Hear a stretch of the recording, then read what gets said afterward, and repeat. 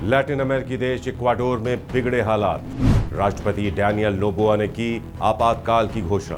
आपातकाल के बीच दिखा ड्रग माफियाओं का आतंक। एक पुलिसकर्मी समेत 8 लोगों की निर्मम हत्या। लाइव चैनल पर अटैक कर अपने कब्जे में लिया। कैरेबियन देश इक्वाडोर में एक अजीबोगरीब घटना सामने आई, जहां कुछ हथियारबंद लोग एक टेलीविजन स्टूडियो में घुस गए और कर्मचारियों को धमकी दी।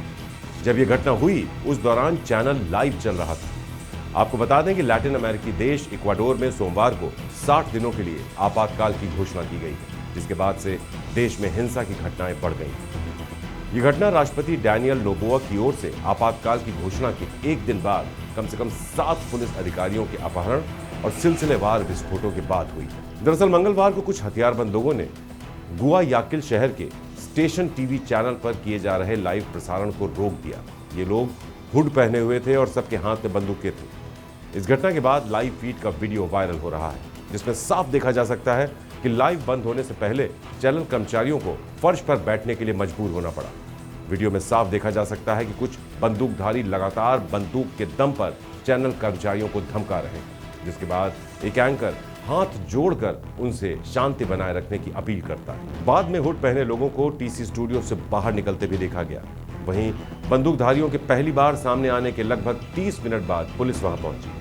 क्विटो और गुआयाकिल में नेशनल पुलिस यूनिट्स को घटनास्थल पर तैनात किया गया है। स्थानीय पुलिस ने सोशल मीडिया प्लेटफॉर्म एक्स पर अपडेट में कहा कि कर्मचारियों को स्टूडियो से हटा दिया गया है और कई संदिग्धों को गिरफ्तार भी किया गया है।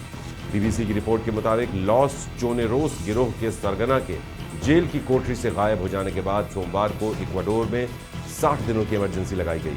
साथ ही कई संगठित अपराध समूहों को आतंकवादी संगठन के रूप में लिस्टेड किया। गुआयाकिल यूनिवर्सिटी ने भी देश भर में सामाजिक अशांति को देखते हुए सभी शैक्षणिक सभी प्रशासनिक गतिविधियों को निलंबित कर दिया है। आपातकाल की घोषणा के बाद से गिरोह के सदस्यों ने करीब 7 पुलिस अधिकारियों का अपहरण कर लिया। अब खबरों की माने तो लॉस चोनेरोस गिरोह के सरगना के रविवार को सबसे सुरक्षित जेल से गायब होने के बाद राष्ट्रपति नोबोआ ने इमरजेंसी लगाई थी। अधिकारियों ने कहा कि फिटो, जिसका असली नाम एडोल्फो मैकियास विलामर है, वो रविवार सुबह अपनी कोठरी में नहीं था। वहीं एक और ड्रग माफिया सहित लगभग 40 दूसरे कैदी मंगलवार सुबह रियोबाम्बा शहर की जेल से फरार हो गए थे। यहां आपके लिए यह भी जानना जरूरी है कि आखिर ये कौन है एडोल्फो मैकियास विल्मर, जिसके फरार हो जाने के बाद से एक देश में इमरजेंसी लगा दी गई। फिटो या जोस एडोल्फो मैकियास इक्वाडोर का कुख्यात ड्रग माफिया है, जो इस लैटिन अमेरिकी देश में ड्रग कार्टेल और अपराध गिरोहों को नियंत्रित करता है।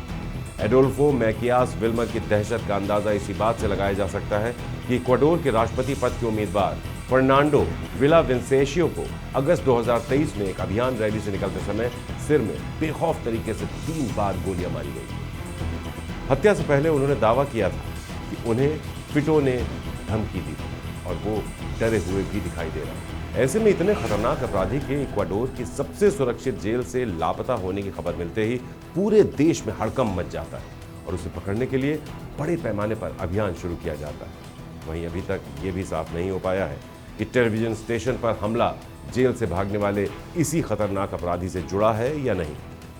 लेकिन ये देश में बिगड़ती सुरक्षा स्थिति का एक बहुत बड़ा उदाहरण है। वक्त रहते अगर कंट्रोल नहीं की गई ये स्थिति, तो दूसरे देशों के लिए भी ये खतरे का सबब बन सकती है। श्रेष्ठ भारत पर खबरों से जुड़े रहने के लिए चैनल को सब्सक्राइब करें, बेल आइकन दबाएं और देखते रहें श्रेष्ठ भारत।